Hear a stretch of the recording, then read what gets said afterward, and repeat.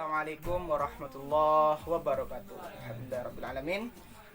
Jadi dalam video kali ini saya akan membaca kitab Arba'in An-Nawawi daripada syarah yang disyarahkan oleh Imam Hisham Kamil. Beliau yang telah mensyarahkan kitab ini.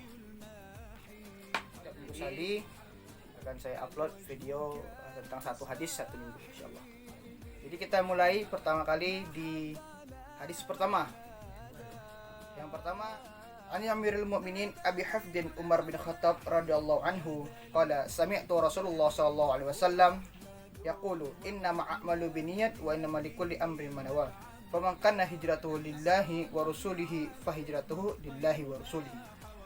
Faman kana hijratuhu lid-dunya yusahibuha awil imra'ati yankihuha fa hijratuhu ila ma hajara ilaihi. Rawahu Bukhari Muslim.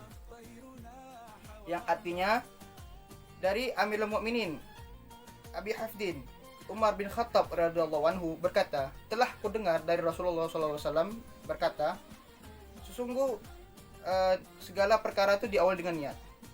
Segala perkara itu diawali dengan niat.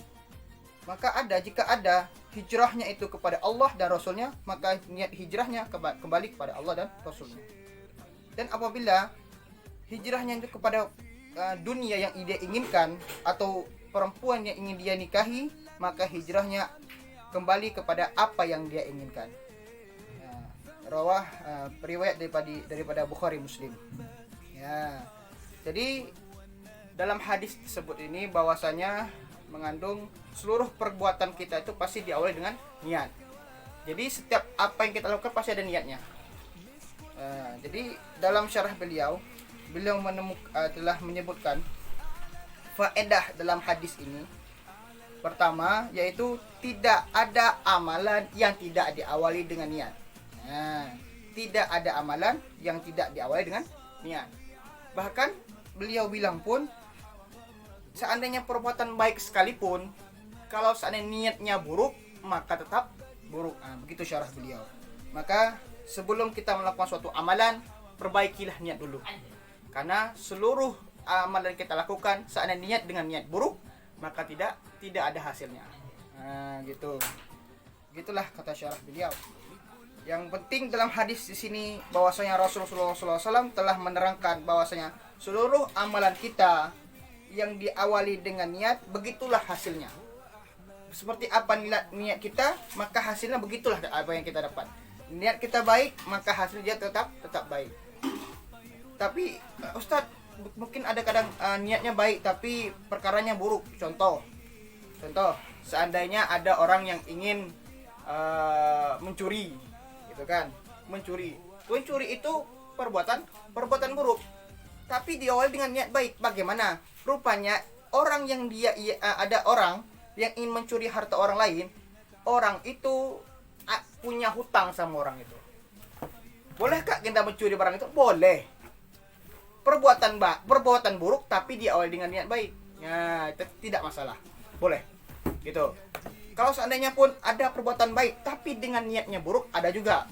Contoh seperti sholat dengan keadaan riya.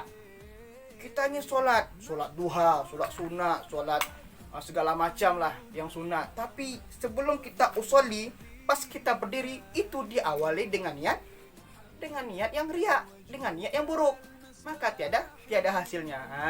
Maka dalam hadis pertama ini bahwasanya niat itu sangat penting. Niat itu diawali dengan segala perkara itu, segala amalan kita yang kita lakukan, seluruh itu tergantung pada niat kita.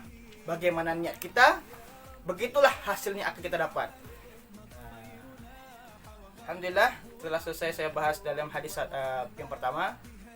Lebih dan kurang saya mohon maaf. Dan pada ustadz sekalian, kalau seandainya penyampaian saya ada yang kurang, dalam kesalahan, ada banyak kesalahan juga, tolong diberitahu.